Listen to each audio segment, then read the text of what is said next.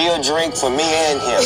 Like, I was in my 20s. Half the orange juice and the rest is all gin. He wouldn't even share. He just said, for some reason, it smelled like feet. What's happening, Capital Extra Breakfast? Is Robert Bruce right here alongside Shayna Marie. We are in the presence of hip-hop royalty right now. A man who has won an AMA, VMA, BET, Emmy, can run 200 meters in 34.44 seconds and has his fingers in all the pies. That's in question. what's that? You want to race? Don't do that. Right now, let's race. From the studio to the big TV screens, that has won 7 Grammys. The founder and CEO of Aftermath Entertainment, Beats by Dre. You might know these guys. You might know them from Still DRE. Nothing but a G thing. The next episode, Gin and Juice. Shutting down the Super Bowl halftime show as well. Here to talk about Gin and Juice by Dre and Snoop the Cocktail. It's the one and the only, the two and the only, Snoop Dogg and Dr. Dre, everybody! I like that as a soundbite for some on my album, Doc. Yeah, that was a really good intro. So that's dope as a... Get that email, one of the better intros I've heard for us. I'm in album finish mode. Y'all sound like y'all damn near made the album with that. I don't mind, you can take it. You can take that? Free, yeah, you can have that. Okay. So how's London treating you? We love London. It's always a fantastic time here. And I'm not just saying that. We always have a great time. We really love, like, Brixton Academy. Like, we like the hood, East London. Because that's when we first came out here, they, like, really embraced us. So it's like we always wanted to make sure that we, kept our hands on this UK bridge over here. Yeah, my first time performing here was in Brixton. Brixton Academy, years ago with NWA, And what about you, Snoop? With Dr. Dre. Yeah. We did Brixton Academy. Shabo Ranks was with us that night we came out here. That was my first time ever coming out here. And I didn't know it was that many black people out here. It was like, looked like Compton. It felt like the hood. You two have been friends, colleagues, partners for a very long time. Have you got a standout moment from your friendship? I'm going to ask you first, Ray. I'll tell you this one story. We decided to go on this blind date one night. Yeah, tell it. And this is before FaceTime and pagers and all of that. So we decided to go on this date. And for some reason, when we got there, this girl opened the door. She was beautiful. And I thought it was mine, and it wasn't. And Snoop pushing me out the way like, nah, cuz, that's me. When I turned that corner and saw mine, I was really disappointed. And we drove for like an hour in like Hurricane Katrina to get there. And I was extremely disappointed, but the good part about that is when we left that situation, the next day we went to the studio and made nothing but a G thing. Yeah. Wow. So it worked out. It worked out very well. Snoop, for you, what has this relationship, friendship taught you in life in general? Dr. Dre has always been like big brother, mentor, but he taught me professionalism as far as how to separate from the hood and how to, get on a business venture and to just look forward and not really pay attention to what's behind you. He's always had the attitude and the spirit of, I don't care about what I made, it's all about what I'm about to make. And that's a good spirit that I took it from him, that I don't even know how many albums I made since I started, but it's always about what's next, what's best. And just being with him, he's like a big brother protector. I just love being with him in the studio and in real life. That's lovely. But what is the best thing about working together? He's in control. No, and I say that and I really mean that because outside of Dr. Dre, I'm like the boss. I'm the one that has to call the shots and create and make sure and all. It's just a lot. It's demanding when you have to do it all and be it all. When I'm with him, I can just be an artist. I can just be Snoop Dogg. Yeah, Snoop can get in the passenger seat when he's with me, and it's real comfortable. And it takes a massive amount of trust to let somebody like Snoop at his caliber trust me with it. You know what I mean? So that means I can't f*** up. I love being in that seat, and I love the fact that he gives me that trust with his career. And I'm never going to let my bro down. And what's the most difficult thing? The most difficult thing is that we have a tug of war with, it's small things, but it's always what's best. You know what I'm saying? So at the end of the day, we don't never be mad. It's just about what's best.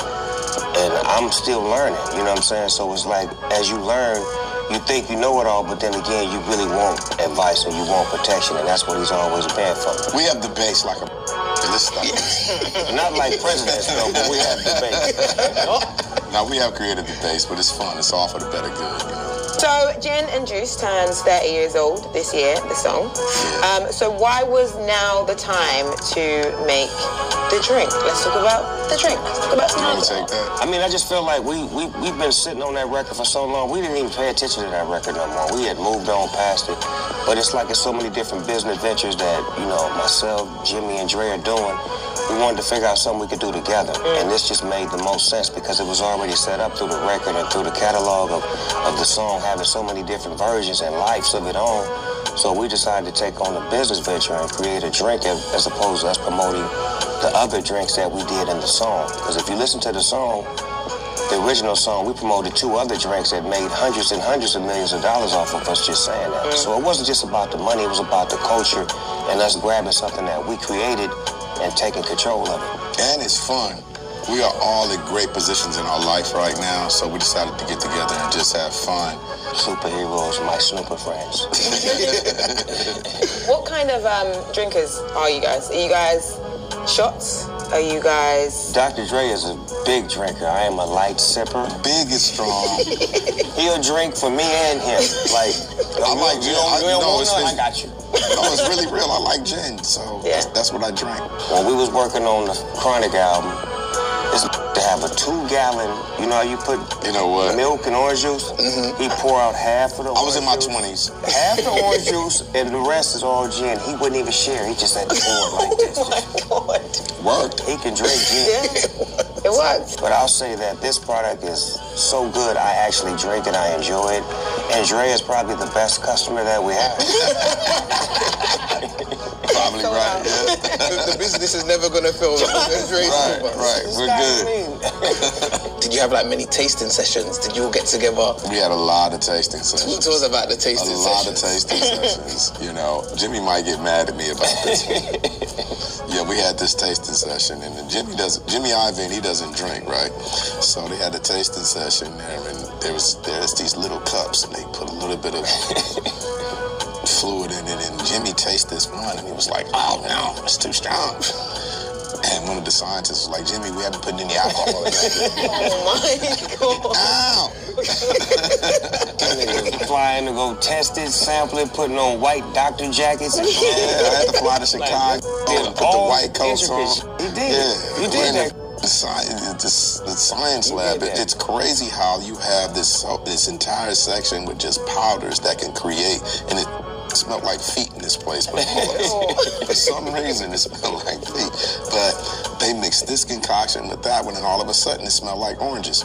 Oh wow! Yes, that happened. So yeah, I went through the entire process. This isn't something that we're just putting our name on. Thank you. We created this ground up. Thank you know, it's really us.